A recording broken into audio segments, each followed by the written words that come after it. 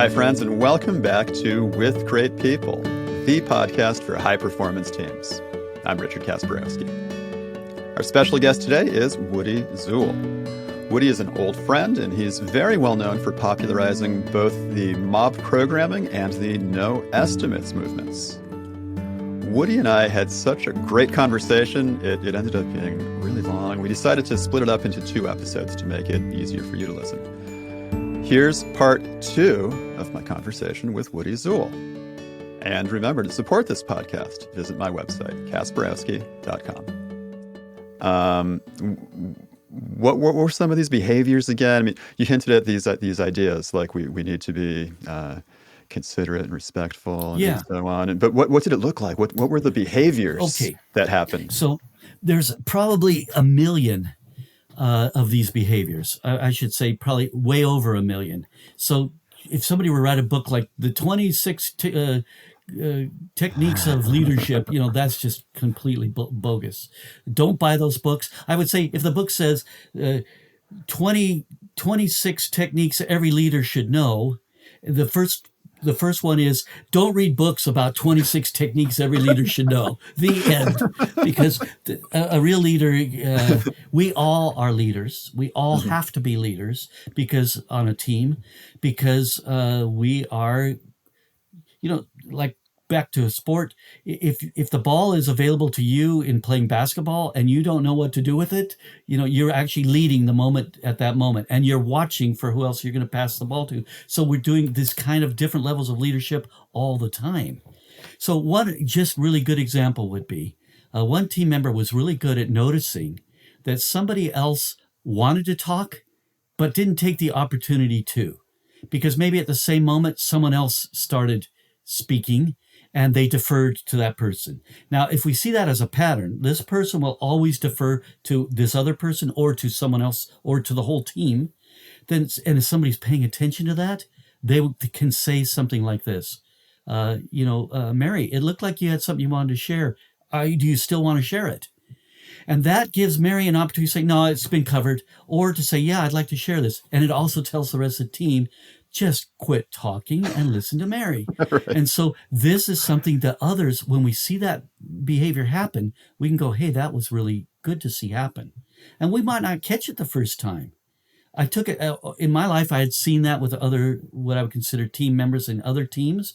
And so I learned that behavior modeling their behavior, because I'm more impatient and I would say easily frustrated than a lot of people. I tend to try to be too efficient in those situations. And yet we don't want to hear the voice that is always insistent that it's heard. We want to hear all voices. So the reverse can be true as well.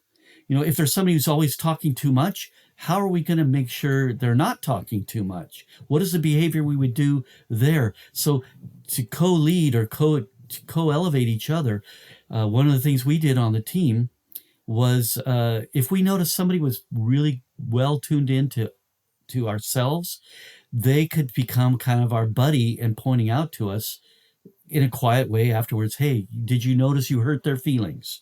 Or did you notice that you didn't give them a chance to talk? We have to be willing to accept that kind of feedback, and we have to be willing to act on that kind of feedback, even if we don't think it was correct. Rather than saying, no, that's not what happened, we'd say, thank you for that. So there's so being considerate means being willing to hear those things. It also means being willing to hear from others. So that's, if I'm considerate of the information I'm getting from another team member, that means I'm going to take it to heart and not attempt to dismiss it. Boy, that's a tough thing to do. We at the end of the day, what it comes down to is we need to maintain our self-esteem. And if our teammates are not good at maintaining their teammates' self-esteem, we're going to have a team that's not going to operate very well. And some people will stop talking, they'll stop contributing, or they will contribute in a much more direct manner that is abrasive. There's lots of techniques for decision making. Not everybody needs to be part of every decision. So as a team, like there's a coach, maybe the coach is able to see things nobody else on the team can see. So there are other ways to get this happening. I think a coach is a good thing, or individuals on the team taking that role. So these are some techniques we can use. Boy, if I could write a book with all the techniques I've been exposed to and think are worth using, it would be a lifelong rest of my life. Hopefully, my rest of my very long life attempt to do this. Right? It's just Yeah. I read books, as you can see. I'm very fond of reading books about teamwork. And there's lots of contradictory stuff in there. I just read a great book just before the one earlier this week. I read 2 books this week. I get to do that sometimes. And this one's called Unstoppable Teams by a Navy SEAL. So a Navy SEAL is not a mascot. A Navy SEAL is somebody who's got massive skills of certain types of missions. So, and it's a pretty good book about how can you have a really great team. And this is part of that, Any team member, anybody on the team who wants to get better, who wants to make things better, there's no end to how to make it better. So leading without authority, unstoppable teams, almost everything I read anymore about teams confirms some of this. So I get to have my biases confirmed. Hooray! I'm careful to read opposing views as well. I purposefully try to read opposing views as well. So, Which is hard because these days when we go to the bookstore, which might have a name that starts with A, it's going to give us things that confirm our biases. Yes. Yeah, and that's, the trouble with confirmation bias is that we will do a biased search for information, not just interpreting. So that's another thing, is we will interpret it in a biased manner. And the worst part of all this is our memories are biased. So memories, as far as from what I've been able to read, they're not like the truth. They're how we've painted the truth so it looks like something we want to see. So whenever you hear somebody say, that won't work because we tried that last year, yeah, you've painted that last year's experience in a biased manner. You've already destroyed the usefulness of that. So I'm always careful. The first thing I say in any workshop or any presentation I do is a quote from Peter Block. I hope I get it exactly correctly, but he says, other people's experiences are there to give us hope, not to tell us how or whether to proceed. And so this is brilliant. So I gotta say, I actually will share. I'm looking at this stuff from my point of view, and I'm like the rest of everyone else. I have confirmation bias. I have the fundamental attribution error. I have all of the same problems that every human has. I cannot see things clearly. I will see, if I picked up a piece of toast, sure, I could see, a religious figure burnt into the toast. Because even though it's not really there, this is a human nature. We see patterns that the data doesn't actually exist. So yeah, I'm as biased as anyone else. I try not to be. And I warn people that I am. That's the best I can do. And that's one of the things I love about you, and I'm sure a lot of people love about you, is honesty, modesty, humility, and just a statement like that one you just shared with us is a great example. You've made of it. my day, and now I really feel bolstered and proud. That's one of the problems, right? But it does. It's what teamwork's about. Right now, we are a team of 2. Yeah. And if you weren't able to get me to say some things that might be interesting to your audience, this wouldn't be a very good matchup.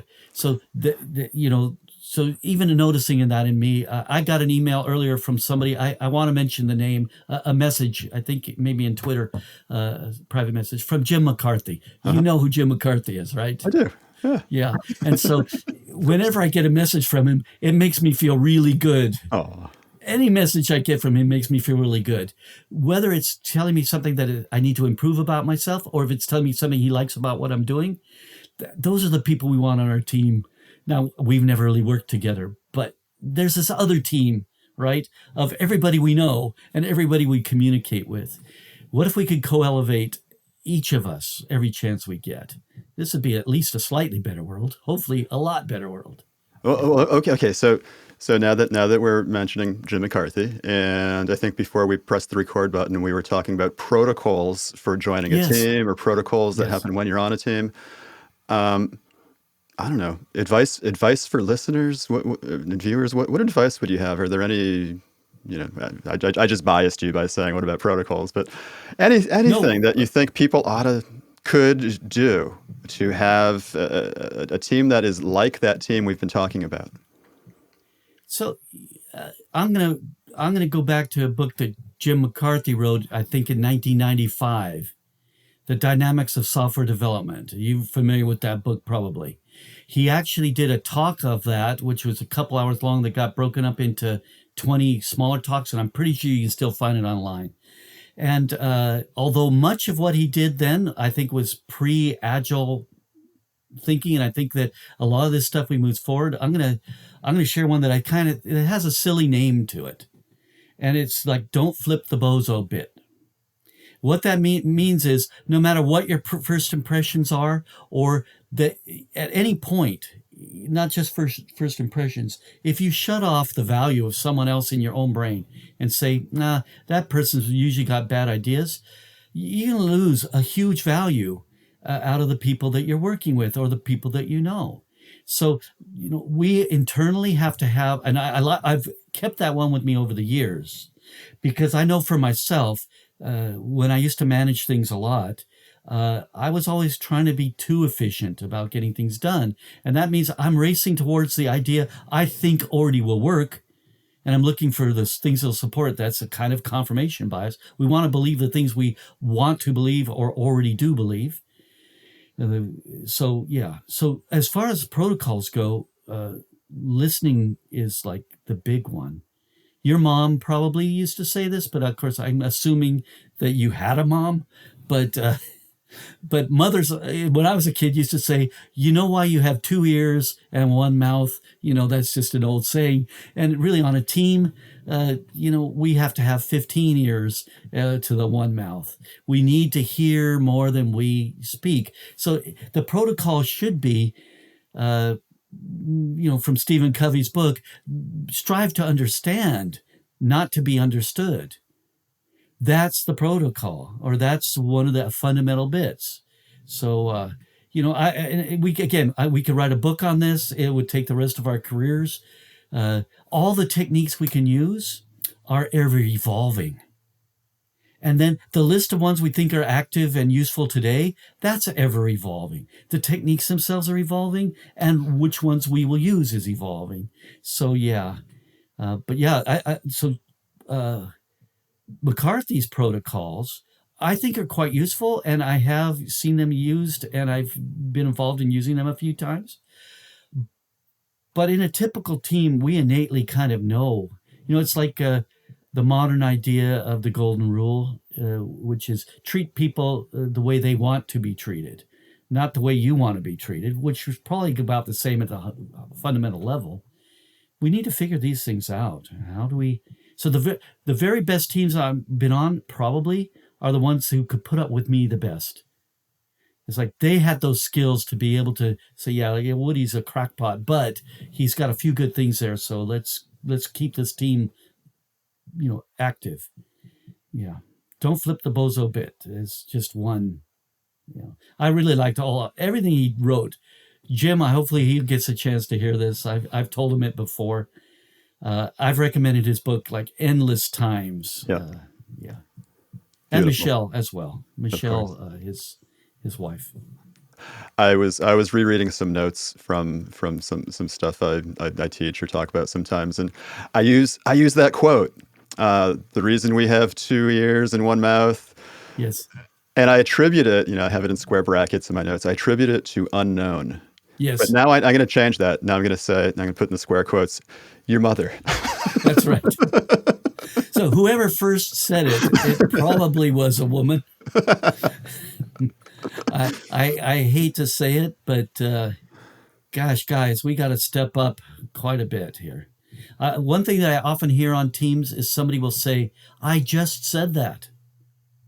Okay, when somebody says, I just said that, we have to recognize two things. Yeah, you might have, but not everybody hears everything that's getting said. But on the other hand, some of us are purposefully tuning out some people or everyone or whatever. So yeah, when we hear these cues, I watch for like there's about if I'm with a team and I'm only going to be with them, let's say a few days, I'm there to help them improve. One of the techniques that I use is I start keeping notes of how many times any particular word is used. So if we hear meetings, and then I hear meetings again and meetings again, and then I go, I better keep track of this and see how many times we say meetings. And then I'll watch for, it will be anything that they will repeat that seems to be an indication that that's something we need to pay attention to. So yeah, just shutting up is what I often do when I'm in those situations, because I want to hear what they will expose without too much being tainted because I happen to be there.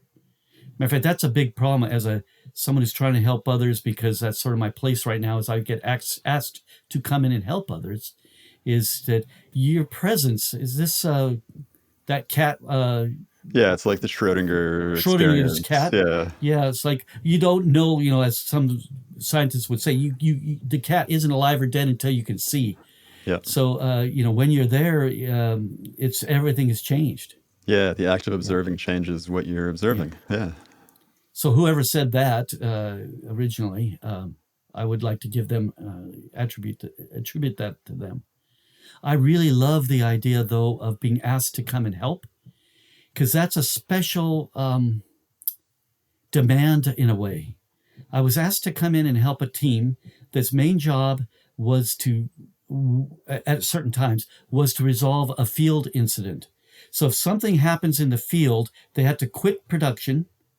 So that means the product lines would stop, and they would have to determine what was his failure. Was it somebody broke something because they misused it? Was it a manufacturing problem? Was it a design problem? Was it this part's been around too long? What caused it?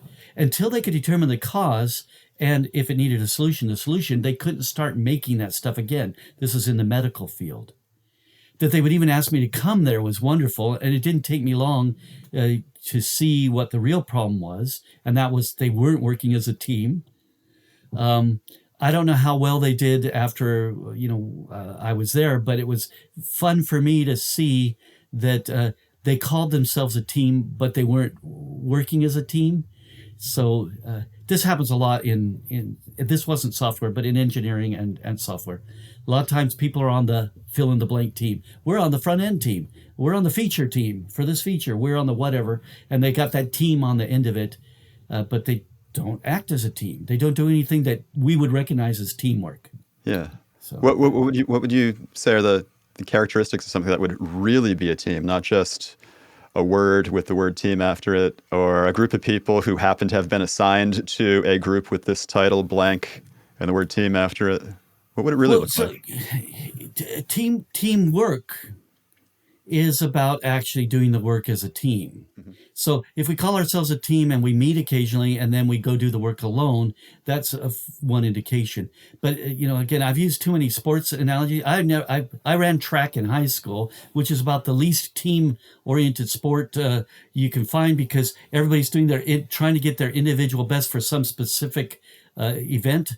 But still, it's a team sport, and I can explain about that a little bit if you want. But the thing is like with basketball, you can see if he's on that court over there and you're on this court over here, you're not a team at that moment. So we really need to be doing the same thing together. So that's the starting spot for me. Now, sometimes a team member needs to go do something else for the team to continue to progress. That makes sense. As soon as a team has other duties than what the team is trying to achieve, I would say would feel very much less that we have a team. Now, there are times we need that, and we talked about this before we start recording, the idea of being able to gather really quickly and being effective as a team. That's probably an important thing for the future. But there are certain benefits about being a team, the kind of mindfulness you can get as a team, and if you really are improving as a team. So this would be things like we're building a team memory of the work that we've done. We now as a team can notice patterns. You can never notice patterns if you don't see multiples of something. I often will hold up, like in a workshop, I might hold up something like this pen and say, what is the pattern here? And if anyone offers a pattern, I say, but you haven't even seen the second thing I'm going to hold up. Here's a slightly different one of those. They are slightly, so the pattern here is maybe black felt writing implements. Yeah. But what if I held up this? Oh. Now what's the pattern? Oh, gosh. Right? So we don't know the pattern until we've seen several of something. When we divide the work up, we're not sharing the same context, and we don't see the patterns. So part of a team is that we are now increasing our ability to see patterns. And any good team I've worked on, we get to better results quickly because we have that shared memory. So, have you ever had it like this where somebody's going, like you went out to movies and you remember the days when we used to go out to movies, and you afterwards and somebody goes, that guy in this movie reminded me of that guy in that other movie. Say, and you go, oh yeah, that guy. The one with that wore a red dress, the really tall guy that wore a red dress in the movie, and then somebody else say, yeah, that was this person. So the team memory will bring it together. Matter of fact, here's an exercise maybe some people can try sometime. Get a really difficult crossword puzzle and have some people do it alone and have some other people do it as a team. If you integrate the ones who worked alone's work later, it will never give you the results. I've seen this. I've done it a few times. I've seen a team be able to do a crossword puzzle that any one of us might take 3 or 4 hours to do. A really difficult one. Nobody's allowed to look it up on their phone. That takes the fun out. They get it done in 30 minutes or 15 or 20 minutes. It just goes rapid fire when we do it as a team, where we're actually all working on this together. Not you work on those, the odd numbers, I'll work on the even numbers, or breaking the work up in any arbitrary manner. Yeah.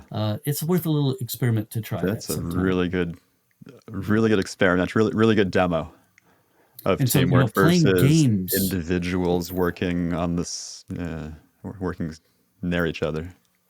Yeah. So, Agile, I think this was why Agile came about. I don't know, but this is sort of what I believe from reading the Agile Manifesto and the principles. They understood that a great deal of what we were doing was not, in software development in, say, the 90s, was not effective because people were not working on the same thing at the same time. So we might work on the same thing, but I'm working on it 6 months before you're working on it because I'm writing some requirements. And 6 months later, you're working on it by writing the code. And maybe I'm even put on a different project, so you can't really easily even communicate with me. I've had it where you have to get to your boss to go to someone else's boss to get permission to get an hour to talk to someone who's working on something else now. So that's like introducing a lot of queuing and waste. So a team can communicate in real time because they're working on the same thing at the same time. Now, nowadays, we are often remotely, but being in the same space, and Alistair Coburn used to, he shared a lot about this in those earlier days of Agile and pre-Agile, about how being co-located really ups our chance of being able to communicate well and quickly. And then by doing the things like rapid delivery, trying to deliver things as soon as you can, all of this. So I think that's what Agile was about, was this concept. A team is people that are working on the same thing at the same time in the same space. And of course, for us, mob programming just added, and we're sitting at the same computer looking at the same screens. This really proves that we are focused on this together. And then the gaps in understanding get filled automatically. The ability to go directly from start to finish is now possible. It's not possible if I have to send an email to someone else. If I have to send an email to someone, I've entered a queue. And that queue is when I can get a response from them, and then I have to send them back an email saying, oh, you didn't understand my question. And they're saying, yes, I did. You're an idiot. As that goes back and forth, pretty soon their boss is on the email, and then their boss's boss is on the email. So we have to start adding our boss. And it's like, it turns into a nightmare. And imagine if we're in different time zones and, we can't even communicate with each other until tomorrow and tomorrow and tomorrow. Yes. Yeah, it often is a 2-day round trip if you're working with someone in a far enough away time zone. This is something I don't know how to fix. I've suggested, I have a fix, but nobody seems to take me seriously.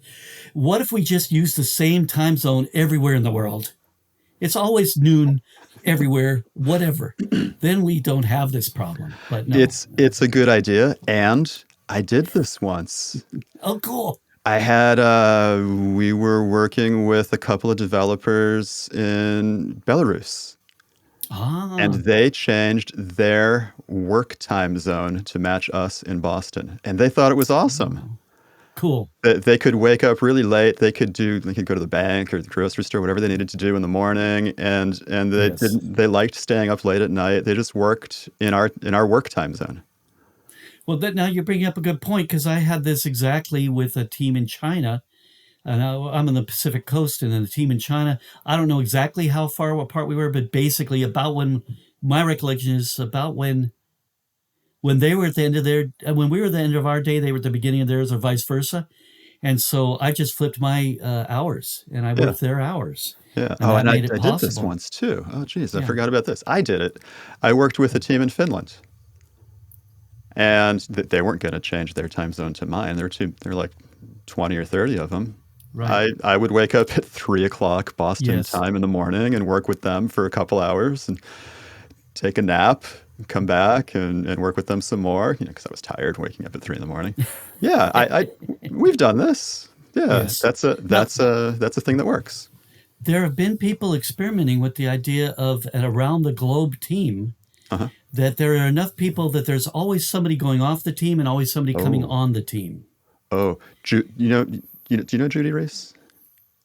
I might, but From remind me. she's well known for clean language. Oh, yes, yes. I think it was Judy. I had her as a guest on the podcast, and she told the story of working for BBC, I think, and her news editing team did this. They overlapped enough. The editors were always talking to each other. They had a 24-hour team memory. Ah, so that 24 hours, this could be compared to a mission, like a space mission or something like that. Because you don't say, oh, it's the end of the day, everybody go home, and the guys fly their space shuttle down and go to home, and then they go off, take off the next day. It's like everybody stays where they are. We rotate some of who's doing work during those hours. And that means we have to have people, around the clock doing this. For myself, I like to experiment with things, and I think that we can alleviate some of this. I've had teams I've worked with when I was in Brazil and working with people on the Pacific Coast, which I think is 4 or 5 hours off from each other. Just somebody's got to adjust their Have to adjust a time, little. Yeah, and that's okay. yeah. So, but if a team doesn't do that, then we're now we have to ask ourselves, are we introducing problems we don't even know yet? And we want to think that we can solve these. Here's a secret to all of you doing whatever work you're doing. Most of the time, when we try to solve problems, we are actually addressing symptoms. But even when we identify the problem, usually today's solution introduces tomorrow's problem. So, yeah, being focused on solving problems, I think, is that's faulty. I think we need to be focused on what's working well and how do we get more of that. And if we can do that, then we get, I think, my experience, remember, I'm as biased as anyone, I think we get a better result.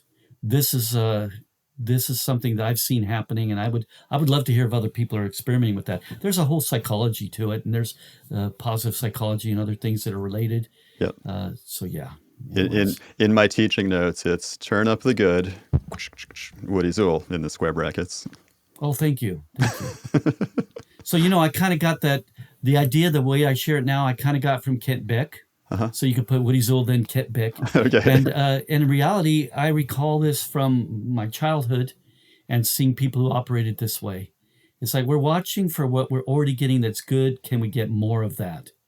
Yeah, and I like to think of that. What is it? Oliver Twist, or what was the book where the kid asked for Copperfield? David Copperfield? I don't know, one of those books where the kid goes, more porridge, please, or whatever. It's like that's naturally built into it. Let's just ask for more and do our best to always turn up the good. Yeah, instead of saying, let's solve the problems. Matter of fact, managers out there, I think the misplaced focus of management is to always be looking for the problems to solve and thinking that's where our efforts are best put. So if you want a tip, think that through and maybe just experiment with trying to get more of the good, then you still have to, like, if the servers are down in your massive social media application everyone in the world uses, you better focus on that problem right now. But maybe it's possible if you'd focused on the good for the last 15, 20 years, you may never have these problems. So, yeah, the famous paper from the MIT professors, Sturman and Repenning, nobody ever gets credit for solving problems that didn't happen. Right. That is a fantastic paper to read. It's still available as far as I know. You can get it online without having to go behind a paywall or whatever. Great paper. They basically are saying, we incentivize the problem solving. We basically are always working harder rather than working smarter. Let's learn how to work smarter. And I think a big part of that is turn up the good. Yeah. All right. Well, I think we've covered like too many subjects. We've talked about a lot. This is great. This is great. So I have another. You want to go ahead? I have another question. Sure. And even though we've covered so many subjects, this is a very open question. Is there anything else you want to add? Any projects you're working on, and anything you want people to know about? What else about Woody Zuill and what you're doing? So if I'm promoting myself here, I do workshops on mob programming. And I occasionally do workshops on no estimates and sometimes on refactoring, although I think there are some really great people out there to do the refactoring. I do kind of rudimentary refactoring, but it's a good introduction. But in a bigger sense, everybody that I've worked with, every place I've been, they already have it within them to become better and to become great. And so I encourage everybody, like, don't think there's some secret formula out there that you just need to get the right trainer and then that's what's going to solve it for you. It's already built into you. You manager types and whatever leaders, make sure your teams are given that opportunity to become their own leaders. And you who can't even get that in the company you're at, let's learn how to lead without authority, how we can make things better without having the authority to make things better. Don't do it in a way that you lose your job, please. I've heard from 3 people who followed some advice I gave, or some of the ideas I was sharing that ended up getting fired. Oh. So don't. That's probably just the tip of the iceberg. Matter of fact, everybody who listens to me probably is going to end up getting fired. So don't listen to me. Don't do anything what I said. Yeah. So there you go. So you already have it in you. You're all certified experts. You just maybe don't yet have the awareness of that. So please don't think there's some secret knowledge that you're missing out on. And how can people get in touch with you? What are the best ways to get in contact with Woody Zuill? So really easy is LinkedIn. If you connect with me in LinkedIn, I'll connect with you back, or in Twitter. If you don't want to do that kind of thing, I don't hand out my email anymore, just casually, because now my email system is so clogged with stuff that I can't even see when something reasonable comes in. So yeah, Twitter is really good, and I think LinkedIn's even better because you can connect up, send me private messages. I will always connect with everybody who. But if you don't want to use LinkedIn, call Richard, send Richard an email. No. So hopefully that's useful. I do have a couple websites. I haven't updated any of them in years because I think I've already said everything I've got to say. Maybe I should start doing that again. I do have a book on mob programming you can get through LeanPub. Mm-hmm. All right, we'll put links to all of this in the over here or in the notes. That'd be great. People will be able to find all of this. Yeah, I would love to meet you in person, everybody out there. Maybe we will get to do that again sometime. Yeah, I'm looking forward to that for sure. Yeah. Well, thank you, Richard, so much. Oh, thank you, Woody. Thank you so much for joining us today. This has been great. Well, thank you for having me. And dear listeners, dear viewers, to support this podcast, visit my website, Kasperowski.com.